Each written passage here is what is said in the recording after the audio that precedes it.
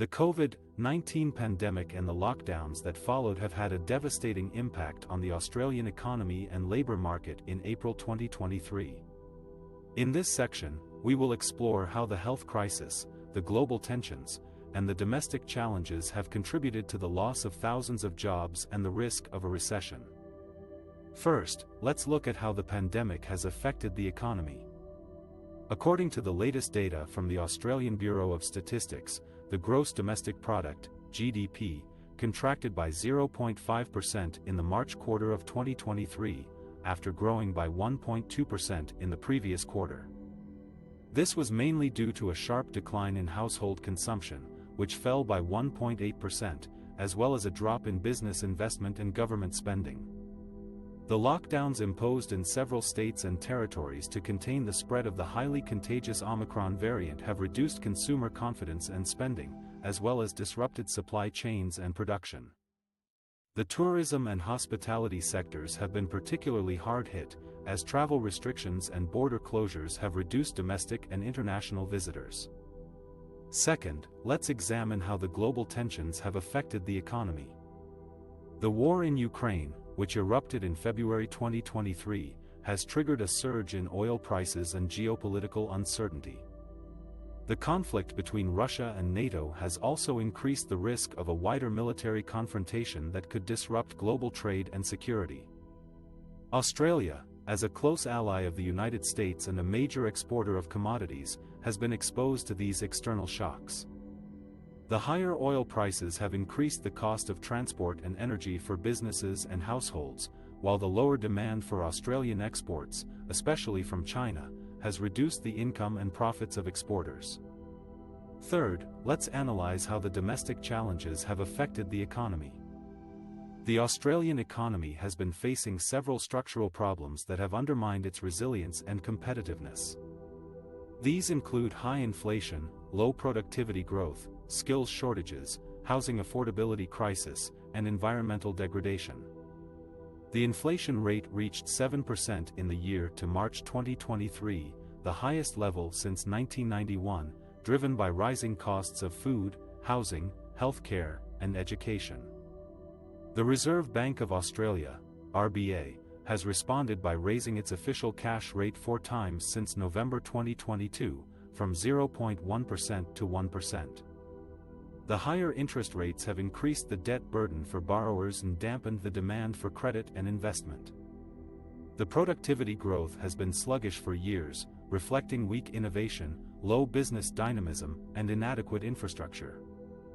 The skills shortages have been exacerbated by the pandemic-related restrictions on immigration and mobility, as well as by the aging population and changing workforce needs. The housing affordability crisis has worsened due to limited supply, high demand, low interest rates, and generous tax incentives for investors.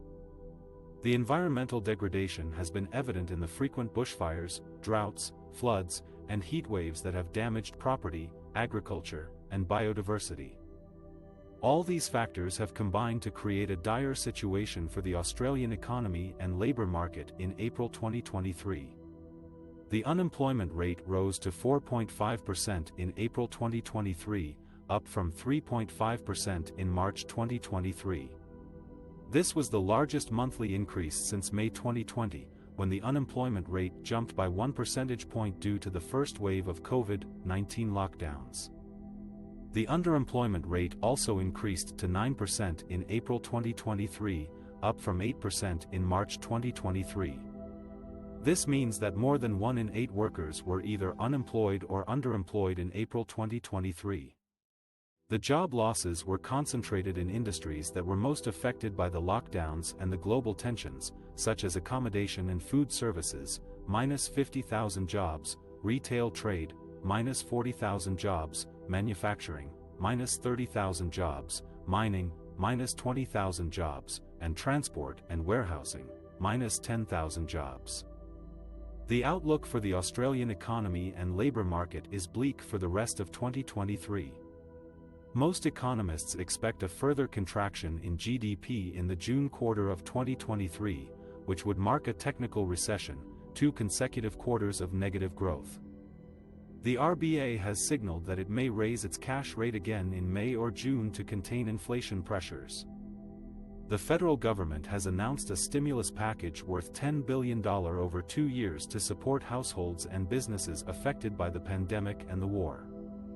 However, some analysts argue that this is too little too late to prevent a deeper downturn. In summary, this section has explained how the COVID-19 pandemic and lockdowns affected the Australian economy and labour market in April 2023. We have seen how the health crisis, the global tensions, and the domestic challenges have led to a sharp decline in economic activity and a surge in unemployment and underemployment. We have also discussed how these trends are likely to continue or worsen in the coming months unless there is a significant improvement in the health situation, the international relations, and the policy responses. The Australian economy faced a severe downturn in April 2023, as the effects of the global inflation crisis, the war in Ukraine, and the ongoing COVID-19 pandemic took their toll. The unemployment rate rose to 5.5%, the highest since 2019, and the Consumer Price Index reached an annual rate of 7%, down from the 32-year high of 7.8% in the previous quarter. The GDP growth rate slowed to 0.2% in the March quarter, well below the expectations of most economists. In response to this challenging situation, the Australian government announced a range of policies and stimulus measures to support households, businesses, and the environment. In the 2023-24 federal budget, delivered on May 9, the government unveiled a $84 billion stimulus package that aimed to deliver cost-of-living relief, strengthen Medicare, grow the economy, broaden opportunity, and protect the environment. Some of the key measures included increasing the maximum rates of Commonwealth rent assistance by 15%, the largest increase in over 3 decades, to help low-income renters cope with rising housing costs. Expanding access to parenting payment, for single parents with children under 8 years old, recognizing their higher rates of financial hardship and extra barriers to employment. Tripling bulk billing incentives for doctors who provide services to patients in rural and remote areas, making it easier and cheaper for them to access primary health care. Establishing a $1.3 billion household energy upgrades fund that would provide low-interest loans and fund upgrades to social housing to improve energy performance and reduce power bills.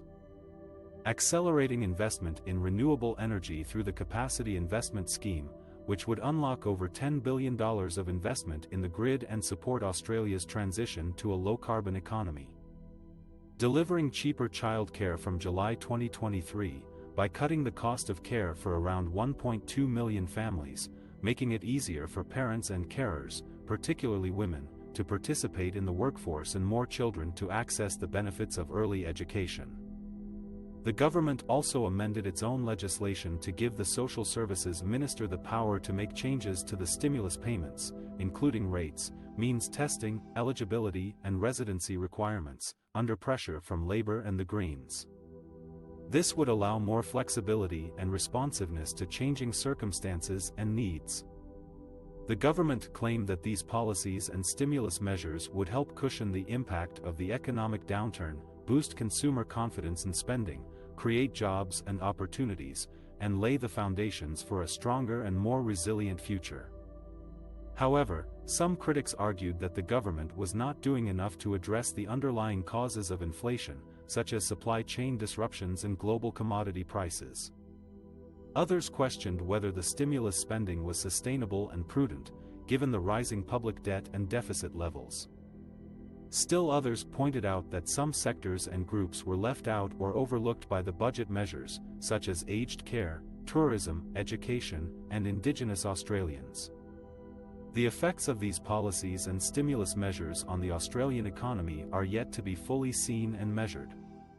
However, some indicators suggest that they may have had some positive impacts in easing cost-of-living pressures, supporting vulnerable households, and stimulating economic activity. For example, the inflation rate fell slightly from 7.8% in December 2022 to 7% in March 2023, indicating some relief from rising prices. The Household Energy Upgrades Fund helped more than 100,000 households save an average of $300 per year on their power bills by installing solar panels, batteries, insulation, or other energy-efficient appliances.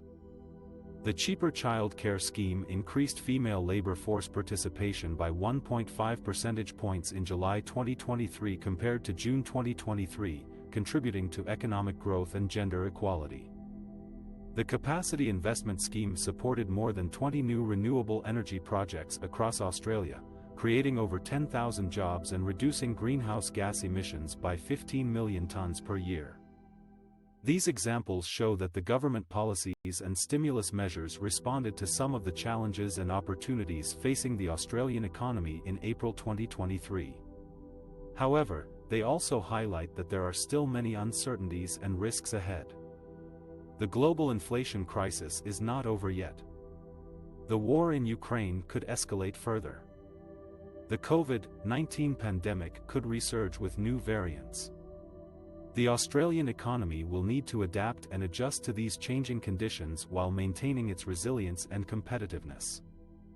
How the economic outlook and recovery prospects look like for the future, and what are the main challenges and opportunities. The Australian economy has shown remarkable resilience in the face of the COVID-19 pandemic, recovering from a sharp contraction in 2020 to record strong growth in 2021. However, the outlook for 2023 and beyond is less certain, as the economy faces several headwinds and risks that could derail its recovery. One of the main challenges facing Australia is inflation, or the rising cost of living. Inflation surged to a 32-year high of 7.8% in 2022, driven by higher energy prices, supply chain disruptions, labor shortages, and strong consumer demand. While inflation eased slightly to 7% in the first quarter of 2023, it remains well above the Reserve Bank of Australia's (RBA) target range of 2 to 3%. This has prompted the RBA to raise its policy rate 4 times since November 2022, from 0.1% to 1.25%, in an attempt to cool down the economy and contain inflationary pressures. Higher interest rates have a negative impact on economic activity, as they increase the cost of borrowing and reduce disposable income for households and businesses. This could dampen consumer spending, which accounts for about 60% of GDP, and investment, which is crucial for productivity and competitiveness. Higher interest rates also pose a threat to financial stability, as they increase the debt servicing burden for highly leveraged borrowers, especially in the housing market. According to the RBA, about 1/3 of mortgage holders have less than 1 month's buffer of prepayments, making them vulnerable to income shocks or higher interest rates. Another challenge facing Australia is the housing crisis, which has been exacerbated by the pandemic. Housing prices have soared by more than 20% in 2022, reaching record levels in most capital cities. This has made housing affordability a major social and economic issue, as many Australians struggle to enter or stay in the market. The housing boom has also widened the wealth gap between homeowners and renters, who face very high cost of living stress. The housing market is also exposed to a correction if interest rates rise further or demand falls due to lower immigration or consumer confidence. A third challenge facing Australia is the possibility of a recession, or 2 consecutive quarters of negative GDP growth.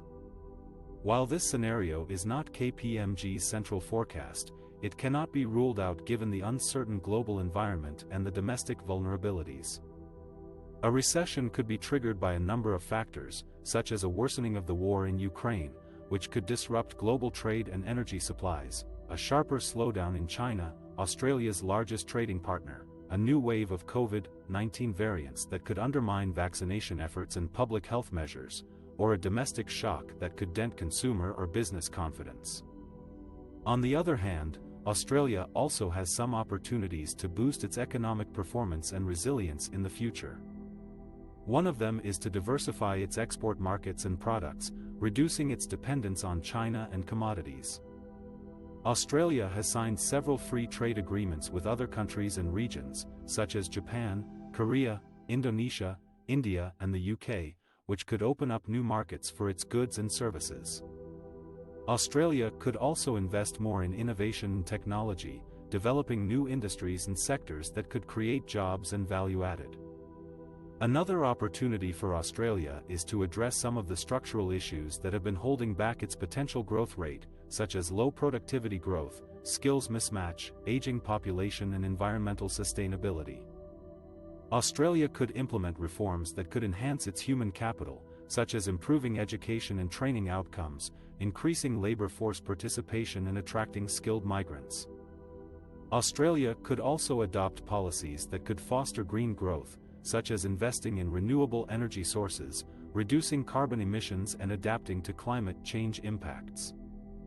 In conclusion, Australia's economic outlook for 2023 and beyond is mixed, with both challenges and opportunities ahead. The economy will likely experience a slowdown in growth as it adjusts to higher interest rates and inflation pressures. However, it could also benefit from some positive factors that could support its recovery and resilience, such as diversifying its exports and addressing its structural issues.